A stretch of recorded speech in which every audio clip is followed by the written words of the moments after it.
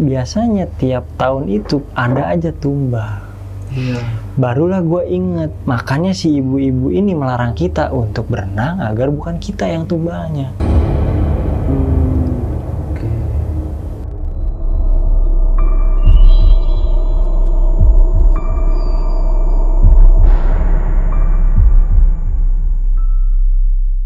Assalamualaikum warahmatullahi wabarakatuh. Jumpa lagi dengan saya, Ale, host Jejak Backpacker. Dalam obrolan misteri Jejak Backpacker kali ini, kembali saya menghadirkan seorang narasumber yang pernah mengalami kejadian mistis di pantai yang berada di Jawa Barat beberapa tahun lalu. Tapi sebelum narasumber kita hadirkan di tengah-tengah kita, jangan lupa untuk selalu support channel Jejak Backpacker. Subscribe bagi yang belum subscribe, like, komen, dan share sebanyak-banyaknya ke teman-teman kalian. Tanpa menunggu lama-lama, langsung aja saya panggil narasumber kita. Pastinya akan saya bacakan mantra terlebih dahulu. Tunggu. Singing bowl. Jadi kalau kemarin saya seperti ini cara memutarnya, tapi selalu salah. Dan sekarang saya coba dibalik nih centong emak-emaknya, dibalik, mudah-mudahan benar.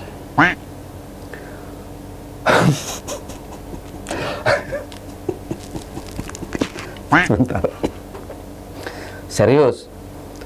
Oh, narasumber, datanglah dengan kekuatan datang bulan, muncullah. Mudah-mudahan benar.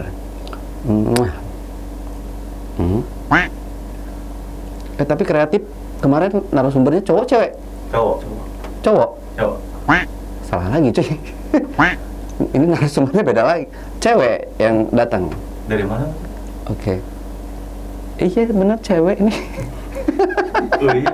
Cewek. Asli narasumber kita bukan ya? Teteh atau Mbak nih? Teteh. Apa aja deh? Teteh dari mana? Dari Ciamis. Ciamis, jauh lagi datang yang datang. Kemarin dari Semarang, ini dari Ciamis. Aduh, ini kayak saya salah panggil deh. Ini narasumber saya sebenarnya ini cowok yang bakalan hadir. Saya istrinya. Ngintil, ngikut. Iya. Takut si suaminya nih kenapa-napa gitu. Iya. Nggak aman, kita udah disuntik rabies semua, tenang. Jadi mbaknya kita pulangin dulu ya. Teteh, kita Iya. pulangin dulu. Iya, nggak apa-apa. Nanti kalau emang ada cerita, bolehlah cerita di channel kita. Ya. Sip. Oke, pulang ya. Tangannya bisa seperti ini. Oke. Ya, yang serius, jangan nggak serius. Oh, narasumberku yang asli. Datanglah. Asli, bener ini. Terima kasih. Kamu kalau disuruh manggil narasumber, singing bowl, jangan salah-salah terus ya. Bang Edward. Oke, Bang Halo, Edward. Bang Ale, ketemu lagi Ketemu kita. lagi. Ketemu terus nih sama Bang Edward nih. Amin. Yap, Bang Edward. Di sini Bang Edward, kita mau mengulik atau menceritakan tuntas abis dah ya cerita tentang Mbak Akbar yang waktu tahun 2017 ini hampir dibawa ke istana Nyi Roro Kidul katanya. Nah, di sini bisa ceritain sedikit aja kisi-kisinya, Bang. Ya, berawal mula tuh ceritanya 2017 gue rencana berangkat sama anak-anak tongkrongan lain tuh berangkat ke Pantai Sawarna. Dan ini tulah dari berbohongnya lah. Membohongi ibu kandung sendiri, berbohong lagi gue ke sana, tidak jujur, dan akhirnya sampai gimana gue bertemu sama Ratu Pantai Selatan, dibawa ke istananya, bertemu sama beliau. Oke, disimpan dulu ceritanya, Bang. Tapi sebelum Bang Edward menceritakan pengalaman mistisnya, saksikan setelah OMG yang satu ini.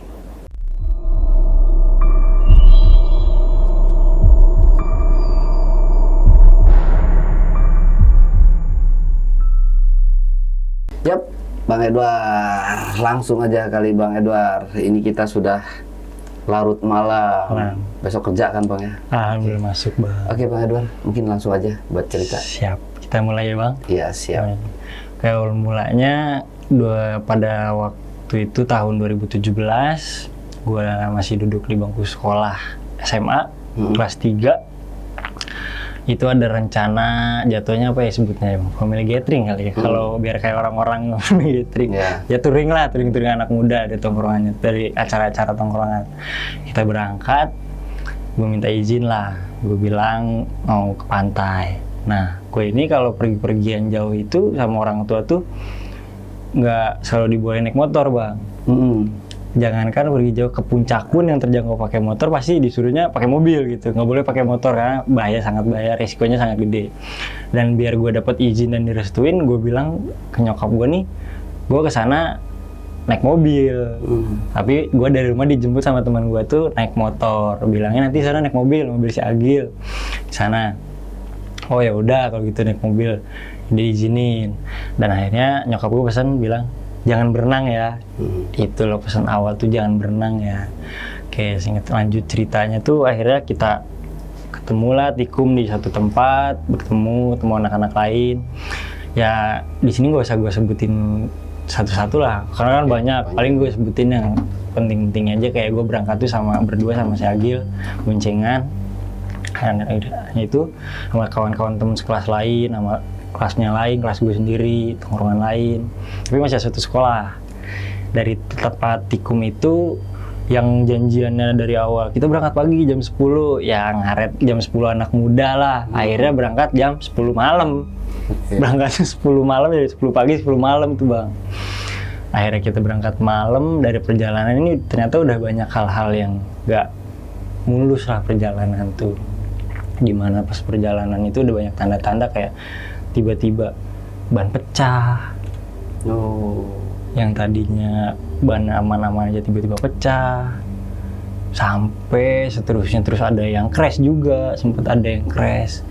Ya tuh udah tanda-tanda, wah makin lama nih nyampe nih. Sampai gue sendiri pun ngalamin pas di Cikidang, gue bawa motor sendiri. Gue kan gantian udah capek tuh, gue gantian pakai motor teman gue. Di Cikidang itu gue ngeliatnya jalannya bagus sih dari bawah. Ternyata di atasnya tuh dulu tuh masih lubang-lubang. Dulu malam ya, namanya tengah malam di Cikidang nggak ada lampu zaman itu. Gue ngebut dari bawah karena tanjakan, gue ngebut, ternyata di depan itu lubang gede, nyangkut lah motor gue.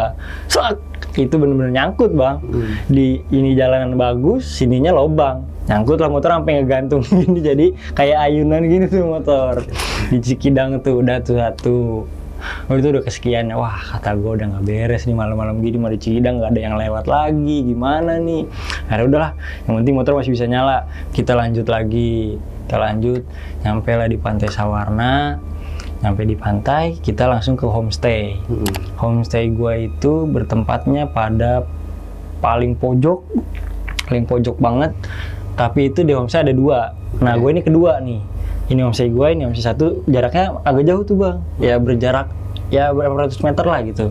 Nah sananya tuh, di sana tuh tebing pantai gitu. Nah dari itu di pantainya. Gue kalau di homestay naruh barang-barang, naruh semuanya, istirahat sebentar, buka jaket, ganti baju kan, ngopi-ngopi cantik, ngobrol-ngobrol, ngelepas penat di jalan, capek kan.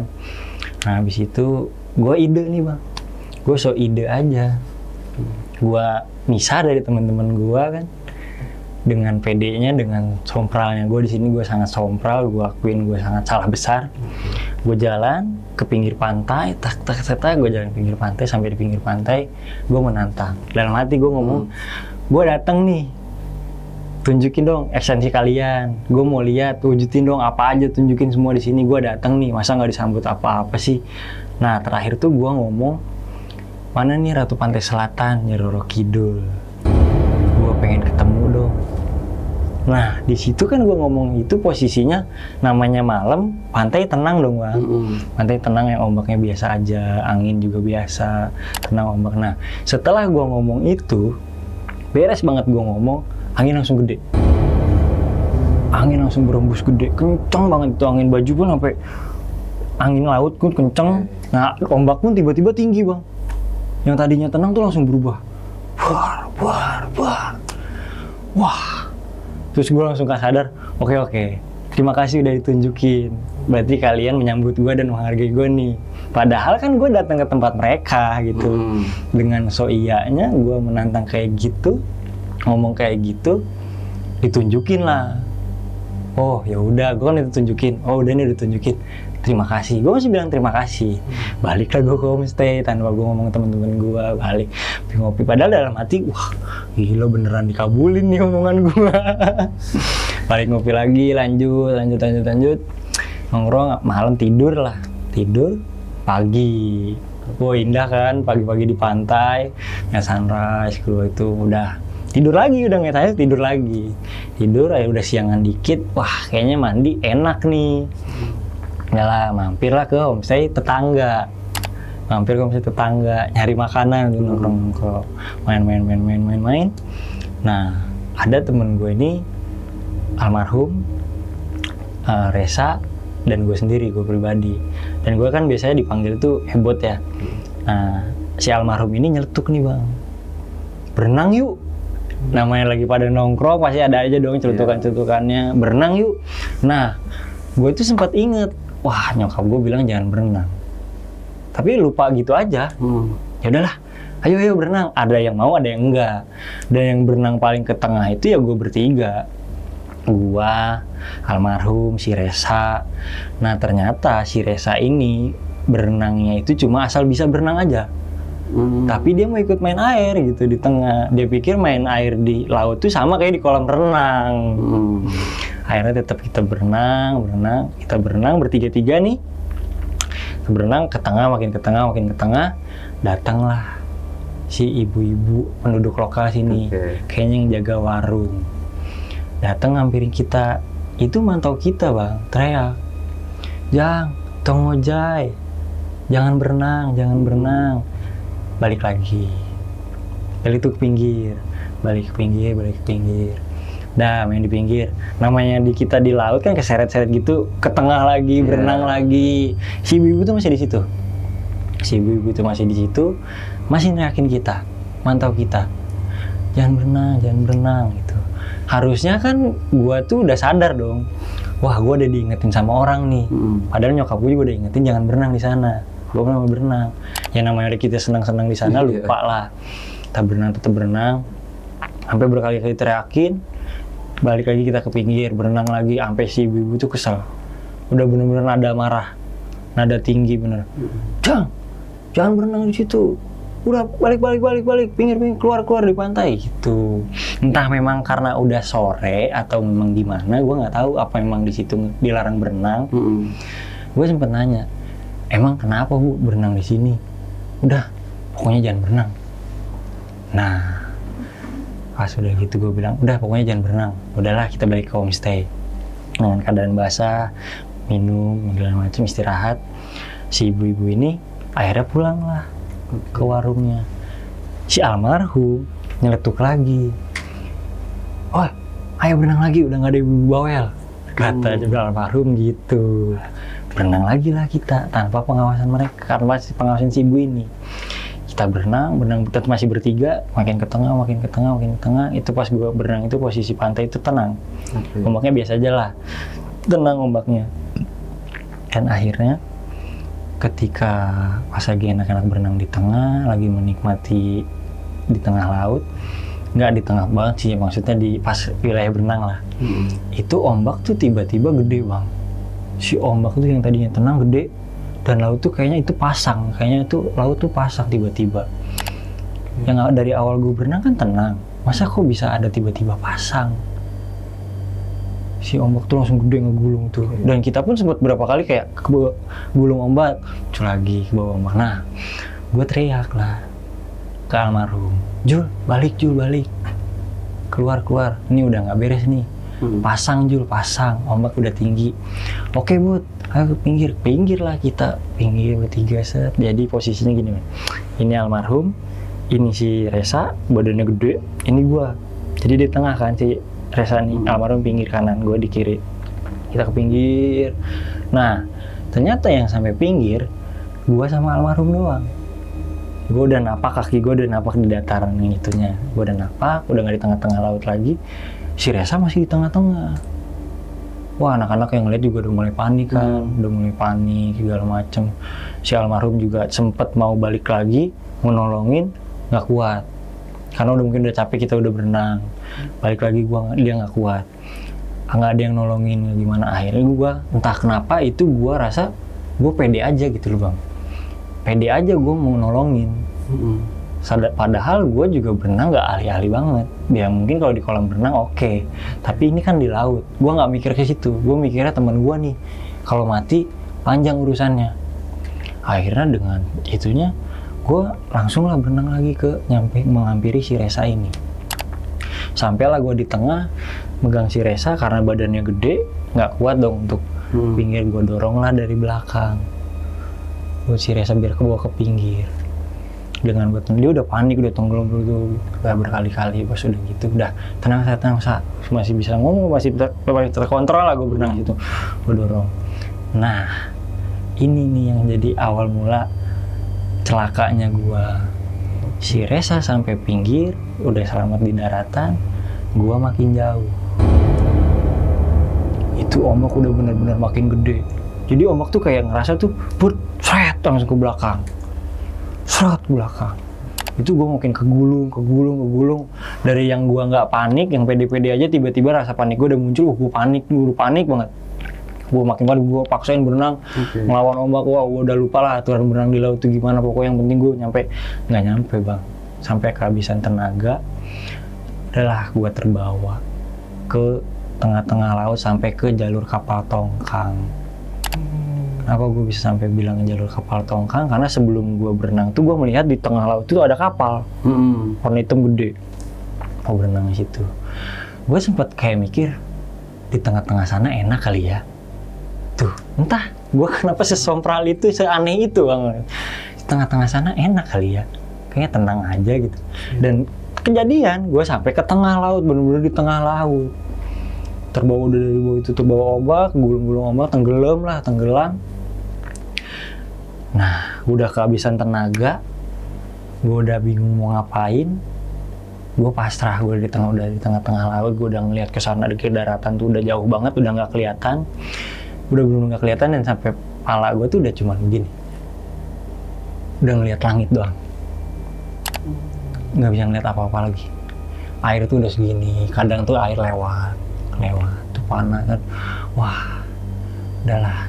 Gue masih kuat tuh bang, tenaga masih ada tenaga untuk bertahan tuh, biar pala gue masih di atas, kaki gue gerakin, masih bisa digerakin tuh. Jadi kita masih stabil di atas kan, masih bisa napas. Nah kan itu lama, ada beberapa jam gue di tengah-tengah laut tuh bang.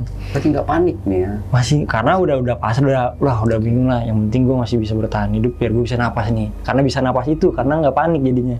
Masih bertahan, lama-lama capek, udah pegel, udah sakit banget, udah nggak ada tenaga lagi, udah lemes, pikiran udah kemana-mana.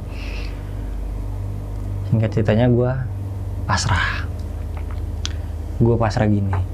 Gue berdoa, kalau orang-orang kan biasanya kalau ada musibah gitu, tersesat di gunung, tersesat di mana pun, terjebak di laut, selalu bilang, ya Allah gue mau selamat. Pasti doanya gitu, ya Allah gue mau selamat, gue mau kembali pulang. Gue doanya aneh, ya Allah kalau memang gue harus meninggal di sini, gue ikhlas, tapi gue mau masuk surga. Kenapa gue bilang gue? Karena gue ngerasa diri gue nih kotor banget bang. Diri gue kotor, sholat belang-belentong, nggak selalu tepat 5 waktu, gitu kan. Ngerasa kotor banget lah apapun dilakuin gitu. Gue bilang gitu, ya Allah, kalau memang gue harus meninggal di sini, gue ikhlas, tapi gue mau masuk surga. Dan mayat gue diketemuin secepat mungkin, orang tua gue ikhlas. Nah, di tengah laut tuh gue cuma inget 3 hal: Tuhan, orang tua, dan diri gue sendiri. Gimana nih gue selamatnya? Dan akhirnya gue udah saking lemesnya, udah gak ada tenaga lagi. Setelah doa itu, gue berdoa, karena udah pasrahan, gue tenggelam. Itu gue udah gak gerakin kaki lagi, udah gak ada tenaga sama sekali. Tenggelam lah gue benar-benar ke bawah laut. Nah, di sini ada kejadian aneh bang. Kalau memang itu beliau itu manusia, tapi juga bisa dibilang bukan dibilang manusia, nggak mungkin tengah-tengah laut tiba-tiba ada manusia dari mana, tapi makhluk goib gitu, makhluk lah. Dia tuh datang dari depan gua nih, karena kan pas tenggelam itu gua masih bisa melek mata, masih melek nih, gua udah ke bawah nih, udah lemes banget, pasrah. Nah tiba-tiba si makhluk ini datang dari hadapan gua, itu tuh bentuknya kayak manusia biasa bang. Ada palanya, ada lingkar kuping di sini, pundaknya ada, tangan ada, kaki ada, tapi si badannya itu penuh dengan cahaya putih semua. Nggak ada mata, nggak ada muka, putih semua aja. Tapi berbentuk manusia, berdan manusia, tapi putih banget. Terlihatlah di dalam itu kan, dari depan gua dia ke belakang. Ke belakang itu dia memegang ini gua bang. Menyongkong ini gua, dada gua nih, kerasa itu pegangannya pun bener dicengkram kayak pegangan manusia gitu, dicengkram gini kan, diangkatlah gua dari gua tuh, keangkat ke atas sampai munculnya muka gua ke permukaan. Disitulah gua bisa napas lagi bang, bisa napas. Itu napas bener-bener tinggi, dia ngangkat tuh bener-bener berasa gini bang. Dia pasti lu kalau diangkat gini kerasa dong. Iya, gua tuh kerasa diginiin. Gue bernapas itu, gue napas, gue ambil napas setenang mungkin. Dia di sisi dia ada di sisi gue tuh, gue ngerasa tenang. Gue mikir, oh ada temen nih. Gue udah gak mikir siapapun yang nolong, udah diginiin. Nah aneh, ini makhluk kayak manusia bang. Dia itu setelah lama beginiin gue biar napas, dia itu sempat ngelepas gue. Sempat ngelepas gua, dan kan dari belakang dia sempat ke depan gua untuk ke atas kayak ngambil napas, seperti ngambil napas. Dan dia balik lagi, angkat gua lagi. Kalau memang dia makhluk goib, dan kenapa dia harusnya udah bisa bernapas dalam air, tapi dia sekali itu ngambil napas keluar, balik lagi, angkat gue lagi dari dalam. Kan pas dia lepas ke bawah lagi dong gue, udah nggak ada tenaga. Diangkat lagi, gue bisa napas lagi. Itu lama bang durasinya. Nah di sini nih, setelah situ gue udah mulai hilang kesadaran. Balik lagi ke awal pas gue datang, gue menantang mana nih Ratu Pantai Selatan Nyi Roro Kidul. Di situ gue udah mulai hilang kesadaran, gue udah nggak sadar. Tiba-tiba gue ada di pintu masuknya Ratu Pantai Selatan. Tahu itu pintu Ratu Pantai Selatan? Jadi gue udah di dalam. Itu karpet merah panjang. Gue didampingi dayang-dayang, kanan kiri itu 2 wanita semua. Gue di tengah, dia kanan kiri, dan kanan kirinya tuh sudah dayang-dayang semua pada duduk begini, menyambut lah. Dengan muka nggak ada yang marah atau gimana, muka sambutan baik. Lu datang ke rumah orang disambut dengan baik, dengan senyuman. Gue sempat belum melangkah, gue nggak bisa melangkah nih. Itu gue ngeliat badan gue basah, dan gue memakai kolor yang gue pakai berenang. Kebetulan di situ gue memakai kolor warna hijau. Sebenarnya temen gue udah banyak yang ngomong, ganti-ganti, ntar hilang lu, ini pantai ini, ntar ke bawah sono. Papa gue emang mau ketemu gitu bang. Di pantai itu gue sesompral gue menantang, emang gue mau ketemu. Nggak apa-apa lah, kali aja dinikahin. Kan katanya cantik gitu. Dan itu gue sampai situ, di istana situ, dayang-dayang kanan kiri gue dampingi, barulah gue bisa melangkah tuh jalan. Hampir, dan di ujung dari karpet itu ada beliau duduk di singgasananya itu bang, dengan mahkota, dengan wajahnya yang sangat cantik, bersih, berkilau. Siapa sih yang nggak akan terkesima melihat beliau bang? Awalnya masih senyum aja ketemu gua. Udah mendekat nih, ini dia, ya jarak 1 meter lah bang. Senyum, sangat baik senyumnya, sangat manis. Gua nggak merasa ketakutan di situ, gua nggak merasa panik, nggak gimana ya, tenang aja. Nah dari situ gua di istana situ balik lagi ke diri gue yang masih di tengah laut. Nah gua sempat balik sadarnya itu belum full tapi karena kan dari badan gue diangkat gini, diangkat disongkol gitu kan, sambil jadi muka gue kelihatan nih. Nah di tim penyelamat nih ada bule yang nyelamatin gue, ada bule, ada guard di situ. Cuman si guard yang penjaga pantai itu kalah berenangnya sama kalah cepet sama si bule. Nah kalau memang gue nggak disongkong sama makhluk itu, gue yakin gue nggak akan ketemu bang, karena pasti udah ke bawah kita. Pasti udah tenggelam ke bawah. Karena ini gue disokong ini, kelihatan lah kepala gue nih. Logika kita ya. Nah, ketika dia sudah itu, dia kan langsung kayak gini bang. Ngeplak tangannya tuh langsung di sini, sak gitu. Ketepuk dong. Sempat balik kayak tuh. Diangkat gini, gue langsung diangkat badannya, dievakuasi sama dia, ditaruh di papan surfing, ditampar-tamparin sama dia. Tampar-tamparin. Wake up, wake up, wake up, wake up, man, wake up, tampar-tamparin sampai dikasih napas buatan sama dia, seperti itu. Pertama, sampai pas dia numpak itu, pas dia udah ngeliat gua melek, dia langsung baru, udah ngeliat gua melek nih, ngeliat ke dia, dan gua ngerasa gua melek gitu, gua buka mata, dah dia gua udah dari situ, gua kembali lagi ke istana.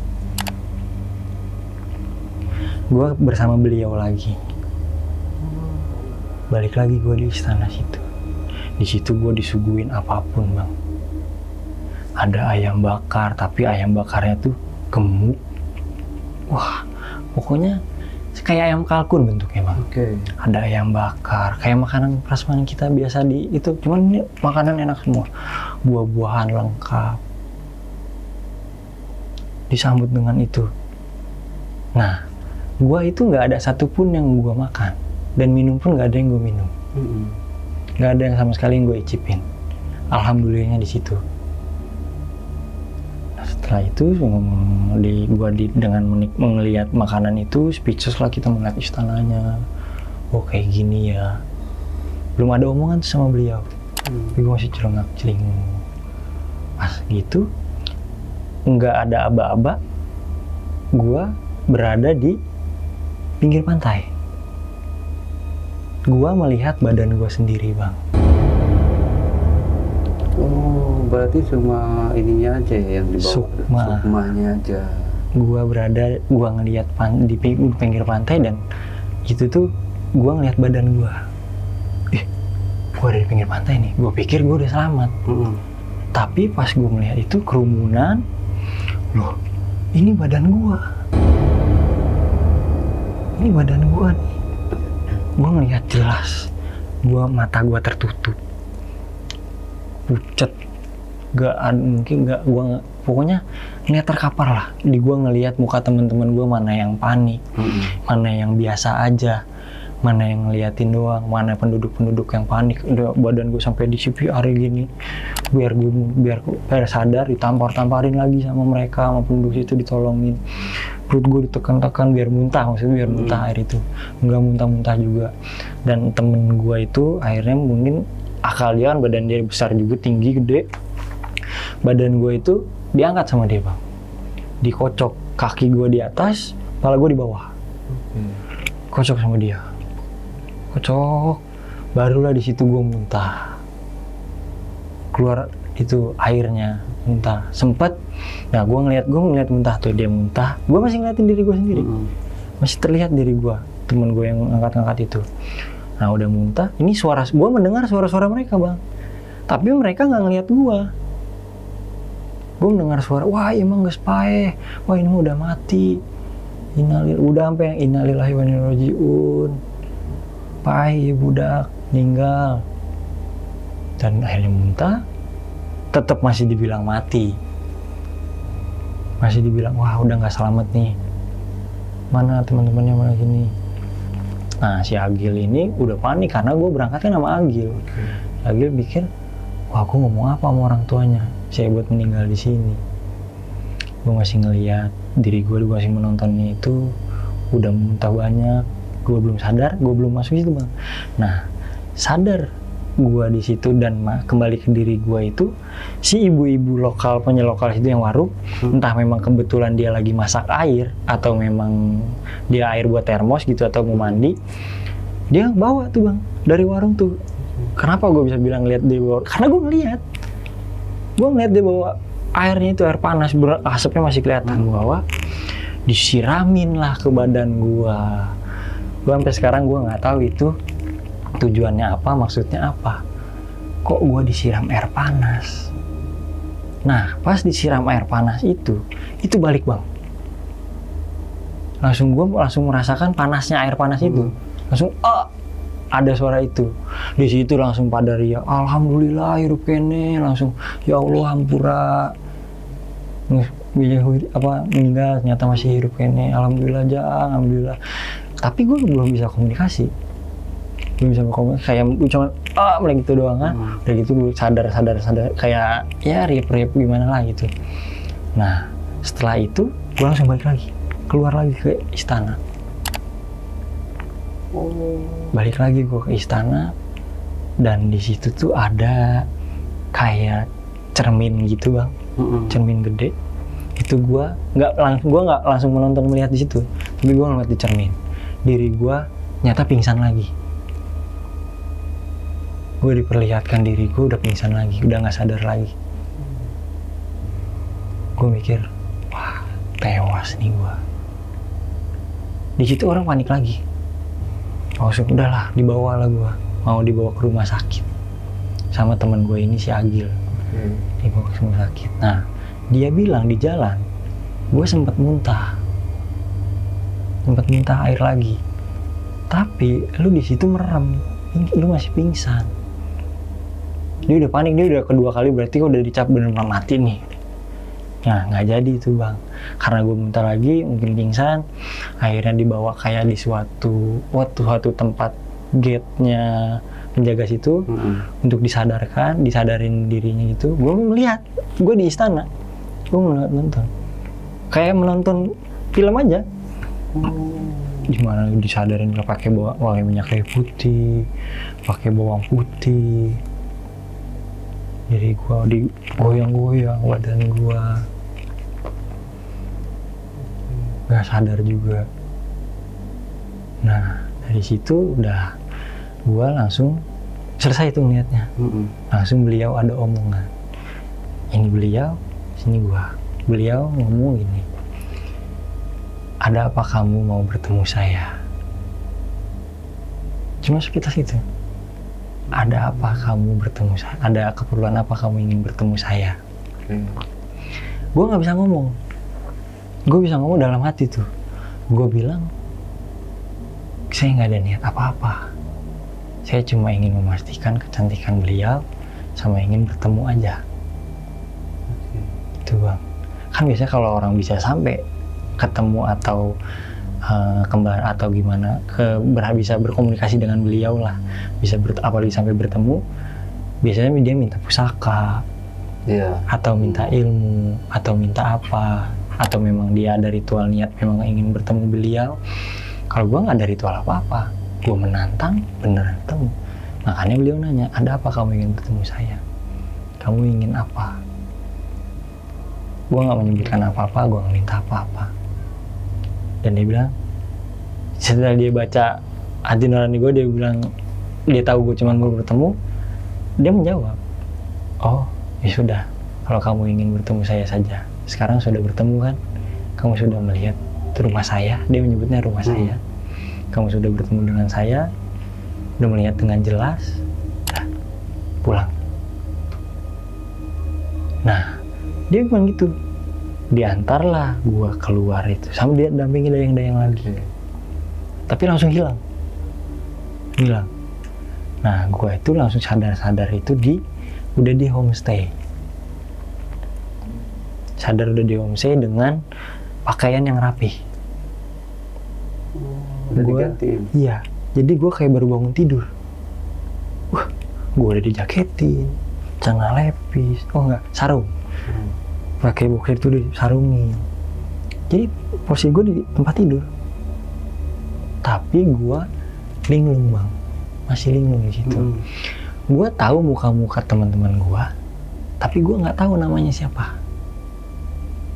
Gue cuma merasa ini orang-orang nggak asing, cuman siapa, gue pernah ketemu di mana, gue pernah ngeliat di mana, dan gue pun nggak tahu nama gue siapa. Cuman kayak kita ngerasa kita kayak pernah ngeliat nih orang nih, di mana, kayak gitu bang. Kayak dejavu. Kayak dejavu gitu. Dan ini pun siapa yang makein gue rapi kayak gini, siapa yang mandiin gue?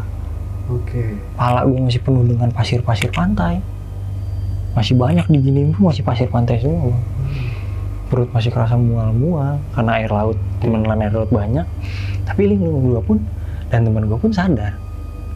Ditanya cuman jawabnya seperlunya kayak iya, enggak.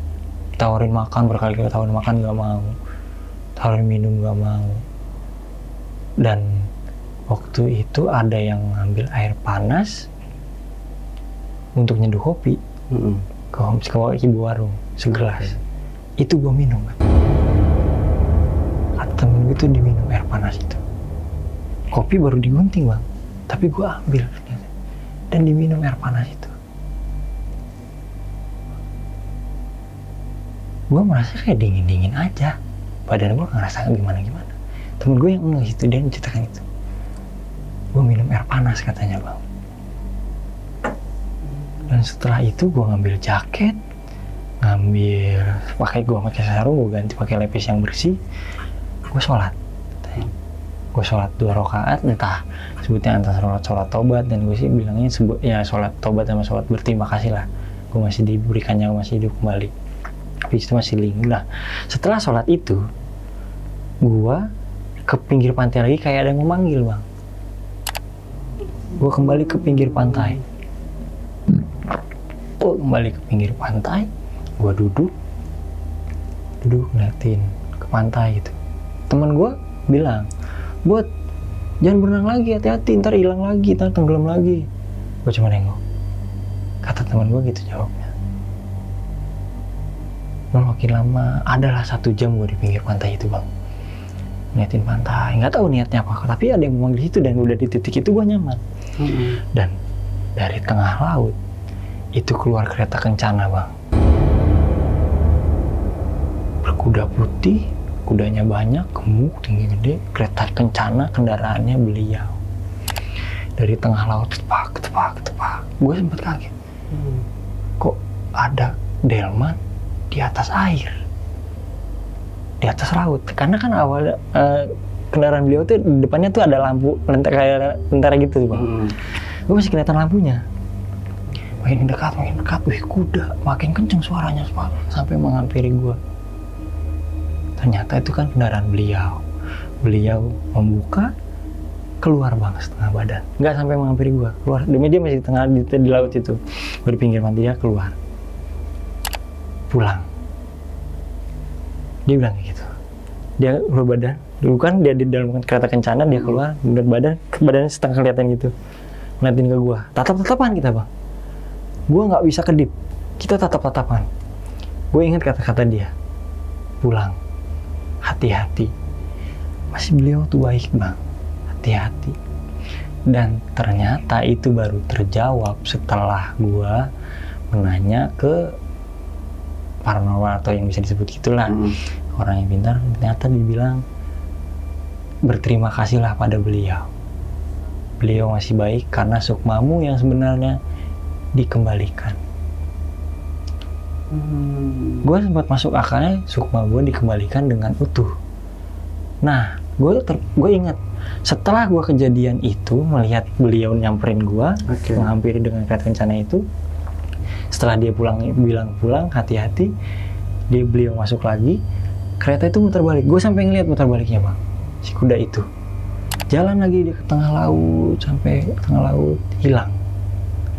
Nah, aneh, gue tidak merasakan mual yang seperti awal, gue nggak merasakan pusing, badan gue tidak merasakan sakit, nggak merasakan pegel, seolah-olah nggak kejadian apa-apa. Seolah-olah kayak nggak kejadian apa-apa, nggak ada apa-apa bang. Itu gue ngerasa kembali lagi ke diri gue yang sebenarnya.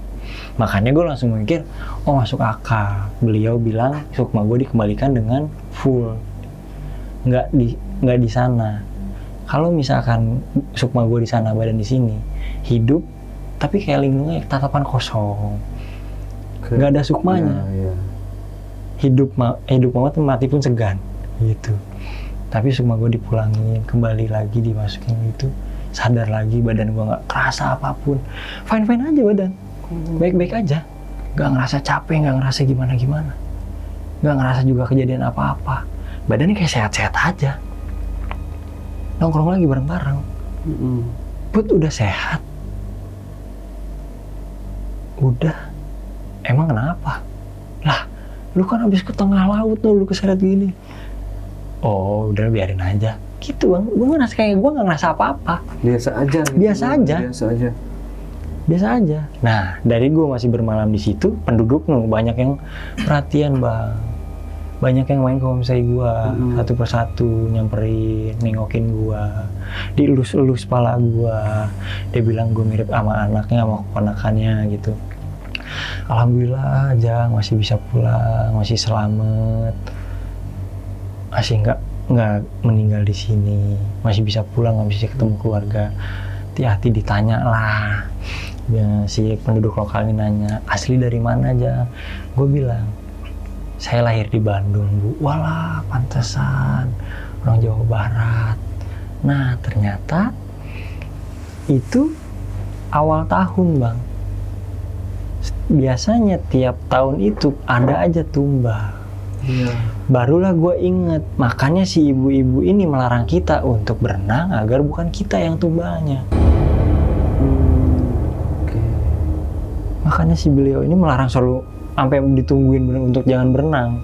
Paham lah karena dia orang Paham, lokal. karena dia orang lokal situ. Ternyata memang itu karena awal tahun, belum ada tumbang. Mungkin beliau juga kasihan, takutnya masih pada muda gitu. Diceramahin lah kita, ceramahin ngobrol-ngobrol. Ternyata hukum laut itu, kalau memang bukan penjaga pantai situ, dan kalau memang bukan ahlinya berenang di laut, kita menolongi orang itu pertukaran nyawa, bang. Pertukaran nyawa. Udah gitu, gue orang Jawa Barat, asli lahir di sana kan. Nah udah gitu, bukan penduduk, tamu, yang musibah pun tamu, gue nolongin. Harusnya yang wassalamin si Resa ini, tapi gue yang nolongin dia, jadilah gue.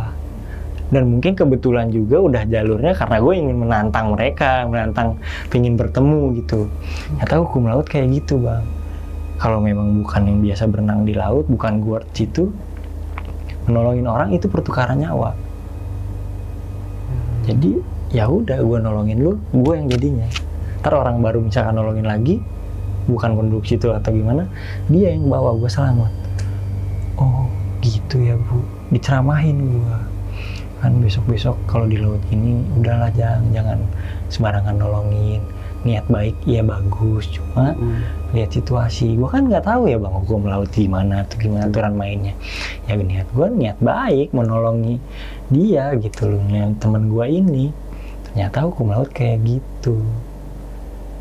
Dan akhirnya setelah sukma gue masuk balik, gue sudah keluar dari istana, itu memori gue beliau nggak hilang, nggak terhapus. Nggak dihilangin. Biasanya kata guru gue dan kata orang yang sekitar yang ngalamin, di mana dia ketemu dan di mana kejadian atau sampai main ke istana situ, itu lupa gimana jalannya, gimana langkah ketemunya, bercerita di sana gimana, keadaan di sana gimana. Cuma kalau orang-orang itu dilupain gitu bang. Cuma kayak gue pernah ke sana, pernah ketemu beliau, ceritanya gimana? Wah, gue nggak inget. Tapi gue pernah dibawa ke sana. Kan kita tanda tanya. Ya. Semua orang bisa bilang kayak gitu. Benar. Beliau tuh kayak gitu. Dia nggak mau ada yang didokumentasikan kayak di tempat yang di hotel itu, salah satu hotel. Kan ada foto beliau gede. Itu nggak ada semua orang yang bisa masuk ke situ sembarangan. Dan sekalipun ada yang bisa masuk ke situ, difoto untuk diabadikan, sampai rumah hilang. Filenya nggak kebuka, ngeblur. Foto di situ dia foto jelas, keluar dari situ hilang. itulah beliau. Oh, di sana ada hotel juga Ada ya, hotel Sawarna di itu? bukan di Sawarna, di salah satu Oh. di salah satu hotel yang khusus di Pelabuhan di Oke. situnya. Pelabuhan selatannya itu ada hotel khusus buat kamar dia. Salah satu situ. Nah, itu nggak ada yang bisa mengabadikan karena beliau memang tidak mau di share fotonya diabadikan. Jadi gambar-gambar yang ada di internet, itu ilustrasi semua. Nggak ada yang kayak foto asli orang asli yang ngejepret gitu kan? Nggak ada, Bang. Karena beliau memang nggak bisa dipoto, nggak bisa diabadikan. Hanya untuk pengalaman orang yang bertemu, udah. Sisanya bercerita saja. Dan rata-rata memorinya semua dihapus. Tapi gua masih tersimpan. Entah ada ketertarikan atau gimana. Dan masih banyak untungnya yang bilang ke gua, untung nggak dinikahin. Untung nggak disarandra di sana. Untung dianterin pulang. Untung gak dijadiin suami dia. Jangan-jangan udah nikah kali, Bang? Udah nikah sama beliau. Iya. Udah punya anak. Amit-amit, Bang. Jangan sampai. Karena mungkin masih belia juga, mungkin masih berondong banget lah gitu kan. SMA kelas 3 kan masih kenceng-kencengnya kan, dia mungkin gak doyan berondong, dia nyari yang tuaan dikit lah. Mungkin kalau udah umur gue tuaan dikit bisa. Masih asem. Masih asem, belum matang banget lah gitu. Gitu. Oh, ini mah pengalamannya belum banyak nih gitu. Jadi pulangin gua. Gayanya juga masih monoton. Iya, gini kayaknya ini udah pulangin aja lah. Buat apa sih bocah gitu.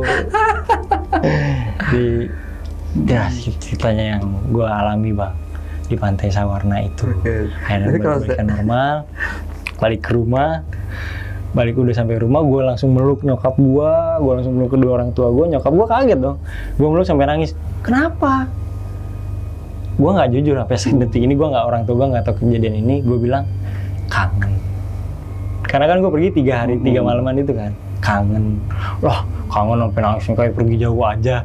Dalam hati gue emang gue hampir pergi jauh nih, gue udah ke alam lain. Gue peluk orang tua gue nangis. Alhamdulillah gue masih bisa kembali ke rumah, masih bisa berhidup normal seperti sekarang. Beliau nggak ada iseng gimana nggak memberi kenangan apa-apa. Dan gue mikir nyesel, duh kenapa gue minta sesuatu ya kemarin itu, kenapa gue nggak minta A atau B gitu, minta hadiah dari dia. Karena ada cerita orang itu ketemu dia dikasih pedang gitu, Bang. Pedang tapi ditanam di badan, kayak pusaka gitu. Dia ketemu beliau, lupa gimana ceritanya, pokoknya dia bisa ketemu beliau, dikasih pedang dalam sini. Itu jadi pusaka dia, ketika dia butuh itu, dia bisa dibuka semua.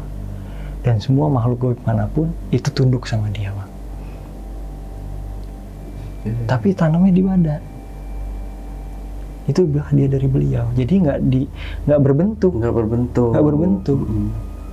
Tapi kalau yang bisa melihat itu pedang, gede, panjang gitu, Bang, tinggi. Sekali dia cabut, nggak ada yang melawan. Jadi semua makhluk gede apapun, gimana pun, tunduk ketika ngeluar itu. Tahu ini dari siapa? Ratu Pantai Selatan. Udah ratu. Itu kali kalau gua enggak. Cuma disuguhin makanan enak, buah lengkap, minuman. Ketemu beliau benar-benar terekam mukanya. Benar-benar. Dan gue pun sekarang gue mencari yang secantik beliau atau mirip-mirip, nggak ada. Yang paling cantik mereka dia dan dayang-dayangnya. Udah, cantik-cantiknya wanita di sini kalah gitu loh, Bang, sama beliau. Gue baru itu percaya. Oh, berarti yang diceritakan orang ini benar. Beliau tuh gini. Baik, gitu, baik. Kalau diumpamakan seperti apa sih wajahnya itu, Bang? Misal artis Indonesia yang mana? Kalau pokoknya artis Indonesia lewat lah, Bang, ya. Lewat. Kayak mirip-mirip kayak muka bule, cuman muka orang kita gitu. Kayak cantik bule gimana gitu. Badannya kan bagus kayak gitu, Bang. Mukanya tuh pokoknya dimirip-miripin sama siapa, bingung mau siapa. Karena cantik banget, Bang. Bener-bener mukanya tuh glowing, nggak tahu tuh beliau perawatan di mana. Lukisan-lukisan yang biasa beredar itu kan banyak banget tuh di internet. Itu sama persis. Hampir mirip, sebelah pakaiannya sama. Tapi mukanya itu lebih aslinya lebih top lagi, Bang. Dimana gue suka ngeliat internet, beliau kan suka muncul kayak gini, oh ini gambarnya. Ternyata gue lihat aslinya sangat hampir jauh berbeda, lebih aslinya gitu loh. Karena namanya ilustrasi, dan beliau kan kalau misalkan ada yang bisa melihat gitu, ya mungkin dikasih gambarannya aja nih muka gue gini-gini. Dia kan bisa berubah bersuka-suka dia mau nunjukin kayak gimana. Dan nggak semua orang dan nggak semua paranormal bisa nemuin beliau, bisa ketemu beliau. Jadi setiap paranormal ada tingkat-tingkatnya sendiri, bisa sampai hadap-hadapan, bertemu, bisa main ke sana. Mungkin ada yang bisa tingkatnya juga bisa sampai komunikasi. Tuh, semua gambar di internet itu sampai sekarang nggak ada yang bisa mengambil, yang bisa upload hasil fotonya langsung. Semua pasti itu ilustrasi. Glowing atau bening banget Bener, gitu ya. bener bening bang. Nggak sempet nanya gitu dia pakai skincare Itu apa? dia kata gue nih, di bawah laut dia skincare di mana, ini perawatan di mana. Lumayan kan kalau tahu resepnya kan buat Iya. istri saya. Iya. Biar cantik. Buat istri gue juga ya, tambah-tambah biar tambah glowing istri gue. Iya.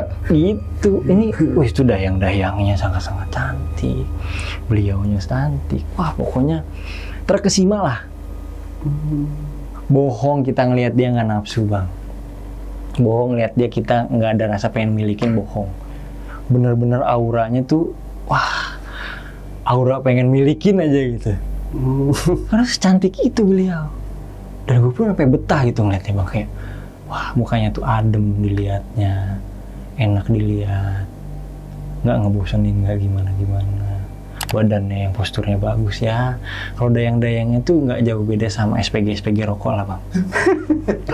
Bertemu kan SPG rokok tuh suka itu bang, Suka maksa. gambar-gambarannya. Dong, beli Iya. rokoknya gitu. Gambar-gambarnya gitu. Ya kalau diilustrasikan seperti main golf lah. Main golf kan kayak kita dikelilingin kayak gitu. Nah ini gue masuk di kandang tuh bener-bener kayak masuk di asrama wanita doang. Semua wanita bang yang ngerjain. Gak ada pria-pria. Oh nggak ada pria? Nggak ada di sana sama sekali. Dan gua sempat dengar berita yang tahu karena katanya malam-malam gitu juga kita bisa kawin dengan mereka. Nah itu tuh nggak dibawa. Ada yang dibawa ke tempat mereka, ada yang di tempat kita. Mereka yang nyamperin ke kita. Kalau beliau ini kan kayak anti banget untuk ada lelaki di situ. Tapi mesti dikawinin sama si ratu ini atau ada yang dikawinin sama dayang-dayangnya gitu nggak sih? Nah, di dayang-dayang itu juga sama kelaknya kita bang, nikah juga. Tapi datang ke suatu tempat, nggak di istana situ, nggak dibawa. Jadi kayak si ratu ini juga kawinnya, dia yang menyambil ke suatu tempat itu. Di mana misalkan di hotelnya dia, di kamarnya dia. Udah, di istana itu nggak ada ini. Tapi gue masuk ke istana dia. Kalau karpet kita kan merah, dia Ya. hijau, semua serba hijau, mahkotanya hijau. Kolor gue pun hijau, gitu. Cocok lah. Cocok lah ada hijau gini kan. Dia sayang masih berondong, mungkin ntar kalau udah gede balik lagi ya. Gue udah nikah. Jadi di situ kan ada ini bang, yang awalnya kan ada ibu-ibu nih yang bilang tongojai, tongojai, kata teriak-teriak gitu kan.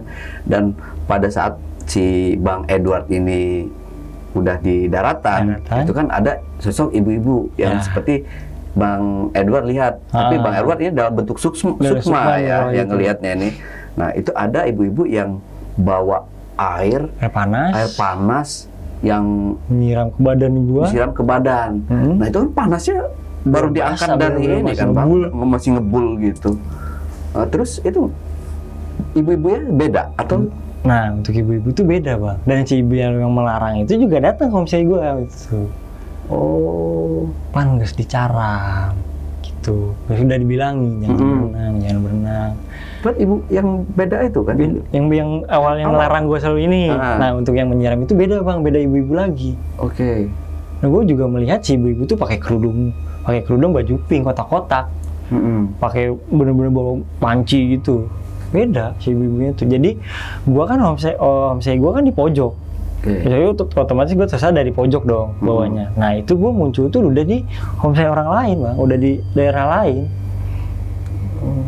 Jadi udah nggak balik ke tempat gua awal berenang, udah beda tempat gitu. Gua di daratan udah beda. Homestay gua di sana, gua selama di ujung tengah-tengah gitu. Jadi waktu itu jalan dulu katanya ke homestay itu. Jadi nggak kalau kita tenggelam di awal berenang dari sini, baliknya kan di sini, enggak. Kita ke tempat lain balik ke pinggirannya tuh beda tempat. Tuh, di situ penduduk situ banyak yang alhamdulillah masih selamat. Nah, ini sangat gimana ya, pertukarannya nyawa gue, Bang. Setelah gue pulang dari tempat itu, beberapa hari muncul berita ada yang meninggal, korban di situ. Baru mayatnya ketemu tuh baru seminggu kemudian, badannya udah air semua, udah gendut, air udah bengkak, udah muka udah nggak jelas. Gue juga dapat info dari teman gue, dikirimin buat ini gantinya lu nih. Kalau lu kemarin nggak selamat, lu kayak gini nih nasibnya. Itu nggak jauh dari gue pulang itu, Bang. Seling 3 hari, 2 hari lah. Langsung ada berita itu. Nah, jadi si mayat itu tuh kayak udah semingguan di laut. Udah gemuk badannya tuh. Hilang dia. Tenggelam kapan, ketemunya kapan. Kalau gue kan balik doa, kalau gue mati di sini, mayat gue harus cepet temuin dan masuk surga. Dia hilang. Masuk surga kan aneh ya, Bang, minta doa masuk surga. Nah, gue juga mikir sama Tuhan nih, gue selamat karena Tuhan gak mau naruh gue di surga nih. Wah, lu sholat aja nggak jelas gini, minta masuk surga. Yang menarik lagi ini, Bang, yang waktu tenggelam Bang Edward kan sempat diselamatkan sama sosok nih. Sosok ini unik mungkin. Dia kayak, mungkin kalau dipikir-pikir kayak Aquaman nih. Kayak Aquaman bisa. Betul kan? Jadi dia bisa di darat, bisa di darat, bisa di laut. Nah, itu sosoknya sendiri seperti apa itu? Nah, sosoknya tuh berbentuk manusia sewajarnya itu. Kaki 2, tangan ada, kepala, kuping pun ada, garis kuping gitu ada. Cuma seluruh badan tuh putih semua, Bang. Cahaya aja. Mata nggak ada, hidung nggak ada gitu. Tapi si bentuk badan jelas. Spesifikasinya jelas. Cowok atau cewek? Wah, itu nggak kelihatan tuh, Bang. Pokoknya cuma semua dari ujung pala sampai ujung kaki tuh putih semua, Bang. Putih bener-bener kayak kita ngelihat lampu gitu. Putih. Tapi kita ngeliat bentuknya jelas. Berbentuk badan. Cuma kita nggak ngelihat mukanya siapa, mukanya gimana. Putih semua. Gue menyebutnya itu malaikat hidup gue. Dia mengusahakan gue ke atas dari dalam tenggelam itu untuk bisa bernapas lagi. Karena dia, gue masih bisa bernapas, dan karena dia, gue itu tertolong. Si bule ini ngambil leher gue. Kalau misalkan nggak ada beliau, nggak ada makhluk itu, berarti kan gue udah ke dalam, hilang, Bang. Nggak akan ketemu gue di mana. Mungkin kalau bule itu nyelam pun udah seseling berapa detik kok udah jauh, udah ke bawah, nggak akan ketemu. Tapi karena gue disokok sama sosok ini, jadi gue kelihatan. Makanya gue tetap, padahal kaki gue udah nggak gerak-gerakin, gue bisa bernapas dengan dia, karena dia masih bisa bernapas dan muka gue kelihatan, dan bule itu ngeliat kalau ada gue di situ. Kalau nggak ada sosok itu, udah tenggelam, dan bule itu pasti nggak nemuin gue, nggak selamat. Itu, Bang. Makanya dia menurut gue sangat membantu dah. Dia sangat membantu kelangsungan hidup gue lagi gitu, karena dia banget sangat penolong. Walaupun ada bule yang udah nolongin gue sampai ke lokasi situ, kalau dia nggak nemu apa-apa, guanya udah di bawah laut, udah tenggelam. Karena si makhluk ini gue terlihat masih ada di permukaan muka gue. Jadi diambil sama dia gitu. Makanya tertolong. Tapi sukma gue pulangnya belakangan. Dan bolak-balik itu sukmanya nih. Sukmanya bolak-balik. Sadar, pergi lagi. Pergi lagi. Karena gue belum makan di istana. Oh, itu penyebabnya. Dan sampai pulang pun gue nggak ada yang gue cicipin. Kalau misalkan gue menyicipin itu, gue wassalam. Gue sudah menetapkan sukma gue di situ. Jadilah entah gue anak angkat beliau, apa ntar gue udah gedenya baru dinikahin atau gimana, kita nggak ada yang tahu. Tapi seru dong kalau dinikahin. Kayak nggak ada nafsu aja gitu. Itu, Bang. Nggak ada nafsu untuk makannya. Harusnya pas udah gitu gue minta harta lah, minta kekayaan gitu, misalkan kayak orang-orang yang muja, udah kaya mungkin kan, udah kaya banget, kaya lah gitu dari hasil ketemu beliau. Tapi karena emang gue pas nantang di daratan gue cuma ingin bertemu, dan beliau pun memastikan nanya lagi ada apa, cuman mau ketemu aja, ya udah beliau nggak ngasih apa-apa, cuma ngasih kenang-kenangan, ini sambutannya, ini suguhannya gitu. Dan lu sudah bertemu gue dan bertemu dayang-dayang lainnya. Terakhir Bang, mungkin ada yang mau disampaikan? Oke, pesan dari gue untuk teman-teman semua, untuk kawan-kawan di sini, untuk yang menonton, dimanapun kalian berada, kemanapun kalian menginjakan bumi, menginjakan kaki, percaya nggak percaya, makhluk astral itu ada, saling menghargai, jangan menantang, jangan sombong, dan sama mereka pun mempunyai perasaan seperti layaknya kita manusia. Mau ke gunung, mau ke laut, mau ke tempat makam atau kemanapun lah pokoknya suatu tempat, mereka ada di mana-mana, dan saling menghargai, saling menganggap bahwa itu mereka ada di situ, ya numpang-numpang dan misi-misi lah. Pesan dari gue, jangan sombra, jangan menantang, jangan ngomong sembarangan, tetap menghargai mereka dimanapun kalian berada. Oke. Nah, J-Packers, itulah tadi obrolan misteri jejak backpacker bersama narasumber kita, Bang Edward. Jangan lupa untuk selalu support channel Jejak Backpacker, subscribe, like, komen, dan share sebanyak-banyaknya video-video YouTube Jejak Backpacker. Wassalamualaikum warahmatullahi wabarakatuh. Bang Edward, terima kasih Bang Ale, sudah berbagi cerita di sini. Bang Edward kalau cerita seru banget, epic ceritanya Bang. Terima kasih Bang. Sampai jumpa. Sampai jumpa.